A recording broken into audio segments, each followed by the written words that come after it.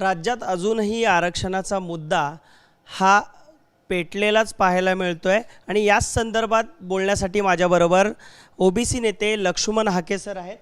Hake sir, तुम्ही या OBC आरक्षणाच्या प्रश्नी राहुल गांधींची भेट घेणार होतात. यापूर्वी तुम्ही सांगितलं होतं. आज राहुल गांधी महाराष्ट्र दौऱ्यावर आहेत, भेट घेणार आहात का?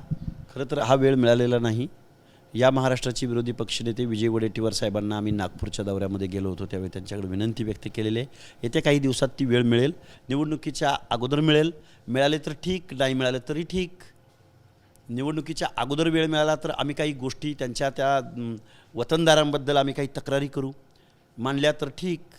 महाराष्ट्राला एक सिद्धरामय्या पाहिजे, हे आम्ही राहुल गांधींना मला सांगायचं आहे. महाराष्ट्राला तेच महाराष्ट्राचा कुठलाही चेहरामोहरा माहीत नसलेले पृथ्वीराज चव्हाणसारखे बेजबाबदार बेकायदा वक्तव्य करणारी माणसं नको आहेत. तर महाराष्ट्राला सिद्धरामय्यासारखा अहिंद नावाची संकल्पना राबवणारा एक सामान्य कुटुंबामधला माणूस पाहिजे, हे आम्ही राहुल गांधीला निश्चित सांगू. वेळ मिळाला तर ठीक, नाही मिळाला तर नाही, ओके. आज पंतप्रधान देखील महाराष्ट्र दौऱ्यावर आहेत, तर त्यांना देखील असं भेटणार आहात का आपलं आरक्षण टिकवण्यासाठी? हे बघा, आम्ही ओबीसी शोषितांचा लढा, वंचितांचा, बोलू त्यालो त्यांचा लढा लढतो आहे. त्यामुळे पंतप्रधानांची वेळ मिळणं मला नाही वाटत की मला मिळेल तो वेळ. पण मी एक सांगेन की ज्या पोहरादेवीला आज पंतप्रधान महोदय जाणार आहेत, तिथं बंजारा समाज किती राहतो आणि काय त्याची कल्चर आहे, हे महाराष्ट्राच्या मुख्यमंत्र्याच्या कानात त्यांनी थोडं सांगावं. की मी पोहरादेवीला गेलतो आणि तिथं एवढी लोकं जमली होती आणि ती अशा पद्धतीचं जीवन जगतात. कारण त्या एकनाथ शिंदेंना महाराष्ट्राचा चेहरामोहरा काही माहिती नाही. आणि तो जर माहीत असता तर जरांगेला पायगड्या घालण्याचं महापाप या महाराष्ट्राच्या मुख्यमंत्र्यांनी केलं नसतं. तेव्हा पंतप्रधान महोदय, महाराष्ट्र जो तुम्हाला दाखवला जातो आहे तो महाराष्ट्र नाही आहे. महाराष्ट्र हा भटक्या विमुक्तांचा, ओबीसींचा, बलुत्या आलुत्यांचा, गावगाड्यातल्या ओबीसींचा आहे. आणि त्यांच्या वेदनेकडं, व्यथेकडं पंतप्रधानांनी लक्ष द्यावं, एवढीच आमची विनंती राहील. राज्यात आरक्षणाचा मुद्दा हा संघर्ष सुरू असताना शरद पवार असं म्हणतात की 75% या आरक्षणाची मर्यादा वाढवायला हवी.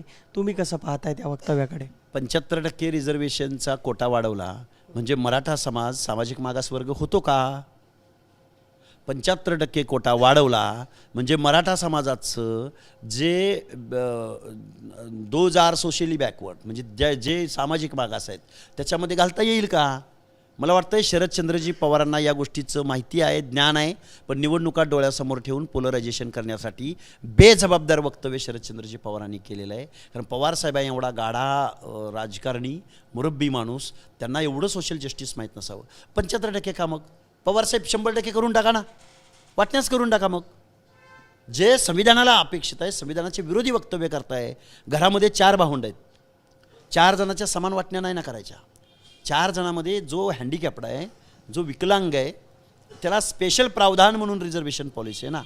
तुम्ही जर वाटण्याच करा, वाटण्या करण्यासाठी रिझर्वेशन आहे का?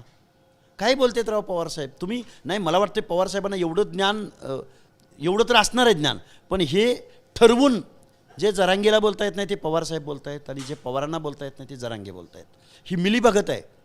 आणि ह्या दोघांचा अर्क म्हणजे एकनाथराव शिंदे आहेत. भविष्यात एकनाथराव शिंदे अधिक शरद पवार किंवा शरद पवार अधिक जरांगे इज इक्वल टू पुढचा मुख्यमंत्री एकनाथराव शिंदे असंही होऊ शकतं. त्यामुळे इथल्या ओबीसीचा वाईस काय आहे, आरक्षण काय आहे, याच्याशी देणं गेलं नाही. त्यांना परत सत्तेमध्ये बसणं हे एकमेव धोरण शरद पवारांचं आहे. तुम्ही एकीकडे असं लढताय, दुसरीकडे आपण पाहिलं तर सत्तेतलेच आमदार त्यांच्या काही प्रश्नांसंदर्भात मंत्रालयात आंदोलनं करतायत. कसं पाहता या सगळ्याकडे? मला वाटतंय विधानसभेच्या उपाध्यक्षपदी असणारा झिरवळ महोदय हे पवारांचे चेले आहेत. आणि झिरवळ आणि असं काय घडलं होतं की ज्यांना अशा उड्या माराव्या लागल्या? ST रिझर्वेशनचं इन्क्ल्युजन उद्या काय धनगरांना लगेच उद्या इम्प्लिमेंट होणार होतं का? म्हणजे किती साप म्हणून भुई बडवण्याचा प्रकार आहे. अरे ST रिझर्वेशन, अरे गोंड गोवारींना दिलेलं रिझर्वेशन रद्द झालं आहे राव. कायदेशीर आणि संविधानिक आरक्षण ज्यावेळी एखाद्या कम्युनिटीला अंमलबजावणीची वेळ येते त्यावेळी कुठल्या दिव्याला सामोरं जावं लागतं. त्याची अभेद्य तटबंदी किती मोठी आहे हे झिरवळांना माहीत नसावं. हे झिरवळांची कालची स्टंटबाजी होती. आणि निवडणुका डोळ्यासमोर ठेवून केलेली ही राडेबाजी ह्याच्या पलीकडे मला झिरवळांना एवढं सोपं आहे का धनगरांचं एसटीतली अंमलबजावणी? आमच्या 4 पिढ्या खपलेत, आम्हाला माहिती आहे. पण मागणी करणं हा त्यांचा हक्क असू शकतो. तुम्ही सामील करू नका हेही तुमचं, पण अशा पद्धतीच्या उड्या मारणं ह्याच्यातून काय त्यांना दाखवायचं ते त्यांनाच प्रश्न विचारला पाहिजे. सर, तुम्ही आरक्षण टिकवण्यासाठी एकीकडे लढताय, दुसरीकडे मराठा समाजाला जसं मनोज जरांगेंची मागणी आहे त्या दृष्टीने आरक्षण मिळावं यासाठी ते लढतायत. दुसरीकडे आपण पाहिलं तर ते आता लवकरच एक मेळावा घेणार आहेत. त्या मेळाव्याकडे कसं पाहत आहे? मेळावे महाराष्ट्रामध्ये खूप आहेत मेळावे, पण आमच्या ओबीसींचे बहुजनांचे मेळावे जर बघायचे असतील, आम्हाला असं पॉलिटिकल नौटंकी करायची गरज नाही, पण आम्ही भविष्यात करू, तेही करू. आमचे मेळावे बघायचे असतील जरांगे तर 10-10, 15-15 लाखाचे मेळावे बघायला तुम्हाला आम्ही निमंत्रण देतो. तुम्ही पट्टणकडोलीला या, तुम्ही आरेवाडीला या, तुम्ही जेजुरीच्या खंडोबाला या, माळेगावच्या खंडोबाला या, पोहरादेवीला या, भगवानगडावर या, बाबीरबुवाला या, किंवा आमच्या चतुसृंगीला या, मांढरदेवीला या. बहुजन किती राहतो आणि बहुजनाची संख्या किती. आम्ही धार्मिक संस्कृतीच्या ठिकाणी माती, देव, देश, धर्मासाठी आम्ही आजही प्रामाणिक होतो, कालही होतो आणि भविष्यातही राहू. पण या गोष्टीचं भांडवल करून कुठंतरी प्रेशर करून दहशत माजवणं, इतर लोकांच्या मनामध्ये भीती निर्माण करणं, यासाठी जर मेळावे होत असतील तर ओबीसी बांधव आणि ओबीसीची चळवळ जशाच तसं उत्तर या जरांगेंना देणार आणि देत राहील. तुम्ही बाळासाहेबांची देखील भेट घेतलीत. काय नक्की या भेटीत मागचं कारण होतं? काय ठरलं भेटीत? नाही, बाळासाहेब आंबेडकरांनी ओबीसी आरक्षणाबाबत जी ठाम भूमिका घेतली त्याबद्दल आम्ही त्यांचं आभार व्यक्त करणं आमचं कर्तव्य होतं आणि आम्ही ते कर्तव्य काल पार पाडलं. दलित आणि ओबीसी हे जैविक बंधुभाऊ आहेत. तेही रिझर्वेशनच्या दायऱ्यामध्ये आहेत आणि ओबीसीही रिझर्वेशनच्या दायऱ्यामध्ये आहेत. बलुत्या आलुत्याला जी दुय्यम वागणूक दिली गेली, स्पृश्यास्पृश्यता दलितांच्या बाबतीत निश्चित पाळली गेली, पण बलुत्यांच्या आलुत्यांच्या बाबतीमध्ये सुद्धा एक दुय्यम वागणूकच दिली गेली.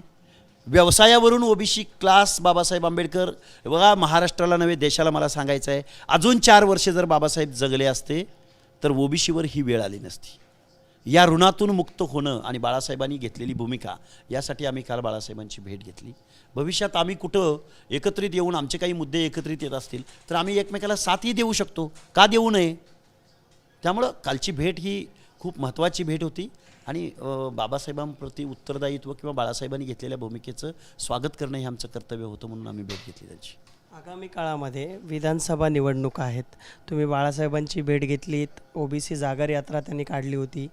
आपण पाहिलं तर लोकसभा निवडणुकीमध्ये ज्याप्रमाणे मराठ्यांनी एक भूमिका घेतली त्यावेळच्या निवडणुकीमध्ये, तसं आगामी काळामध्ये विधानसभा निवडणुका आहेत, त्यामध्ये तुमची भूमिका काय असणार आहे?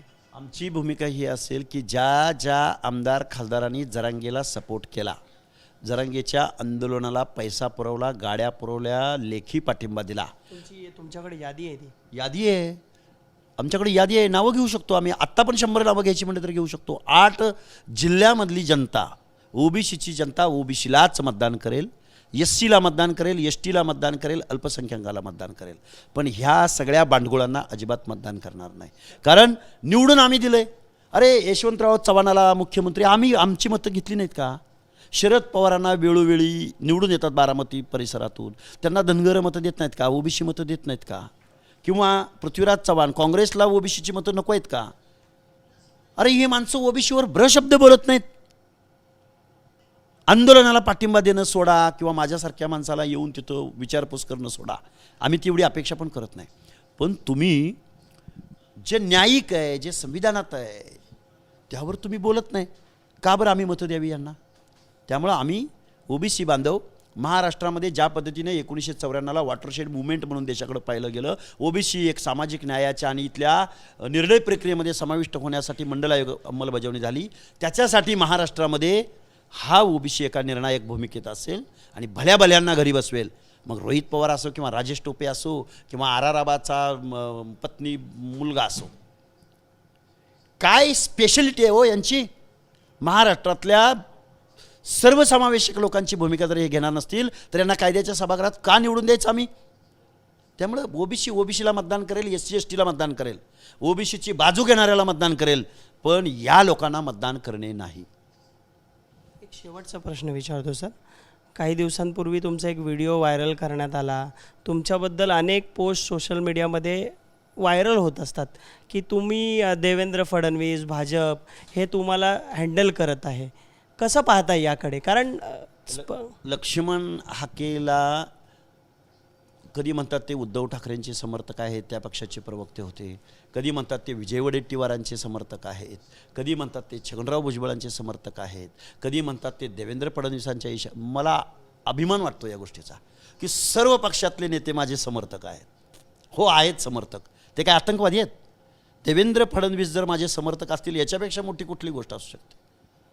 जो सामाजिक न्यायाच्या भूमिकेमध्ये जो मला समर्थन करेल त्याचं समर्थन मी का नाही घ्यायचं? आणि येऊ घातलेल्या निवडणुकीमध्ये ओबीसीच्या बाबतीमध्ये ज्यांनी भूमिका किंवा समर्थन किंवा न्यायाची भूमिका घ्यायचा जर कोणी प्रयत्न केला त्याला आम्ही परत मुख्यमंत्री करू. पोटात दुखायचं कारण काय? ते काय आतंकवादी आहेत का? एवढी ॲलर्जी काय आहे तुम्हाला? ज्या देवेंद्र फडणवीसांनी लाखो मराठा उद्योजकांना तयार केलं असं सांगितलं जातं आहे. प्रवीण दरेकर म्हणतात की आम्ही सारथीच्या माध्यमातून आम्ही 5,500 कोटीचं व्याज भरतोय आणि त्याच देवेंद्र फडणवीसाच्या कुटुंबापर्यंत तुम्ही जाता. ही कुठली संस्कृती आहे तुमची? छत्रपती शिवरायांच्या प्रतिमेसमोर बसायचं आणि देवेंद्र फडणवीसांच्या घरच्यांपर्यंत तुम्ही जाता, हे शिवाजी महाराजांना अपेक्षित होतं. आणि तुमच्या वागण्यातून ओबीसीच्या मनामध्ये दहशत निर्माण होत असताना आम्ही ओबीसीमध्ये जन्म घेणं हे काय आमच्या हातात होतं का?